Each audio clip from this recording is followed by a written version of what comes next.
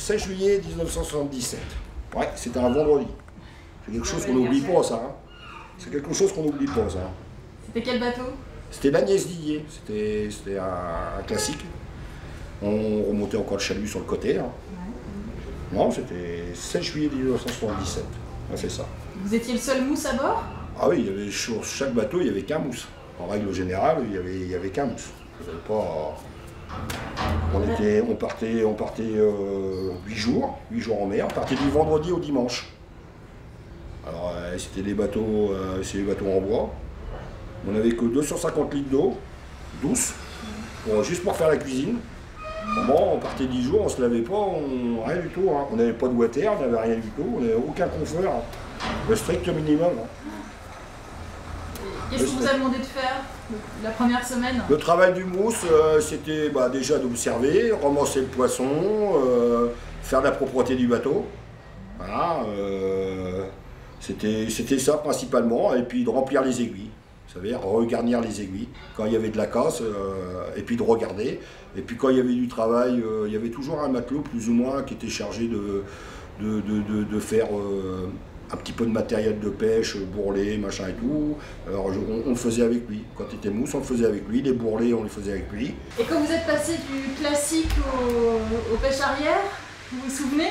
Ouais, ça a été quelque chose d'impressionnant, ça. Après, moi personnellement, j'ai trouvé que, bon, c'est vrai qu'on a eu plus de confort. Hein. On avait des douches, on avait tout, on avait réfectoire, on avait tout, on avait des couchettes, c'était séparé, tout. C'est vrai qu'on avait plus de confort, mais quand même pas oublier que la charge de boulot est devenue beaucoup plus importante. Ouais. Attention, hein, parce que le rendement était plus le même. Au niveau de la pêche, on est rendu avec des outils beaucoup plus compétitifs, mais le rendement était beaucoup plus important. C'est-à-dire qu'on avait le confort, mais on a eu du travail encore supplémentaire vis-à-vis de ce qu'on avait avant. Avant, il faisait mauvais temps, bon, on anticipait moins le mauvais temps, on se mettait à l'abri, machin et tout. Quand on a eu ces bateaux-là, et on est resté le même nombre de bonhommes. On n'a pas changé le nombre de bonhommes. Et on est arrivé avec des outils beaucoup plus compétitifs, beaucoup plus pêchants, bien entendu, mais ce qui nous a permis de trouver des nouveaux endroits pour la pêche, parce qu'on pouvait mieux penser, mieux travailler.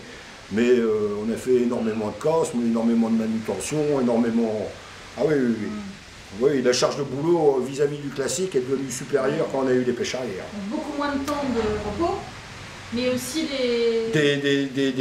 des cadences beaucoup plus intensives qu'on a eu les pêches arrière.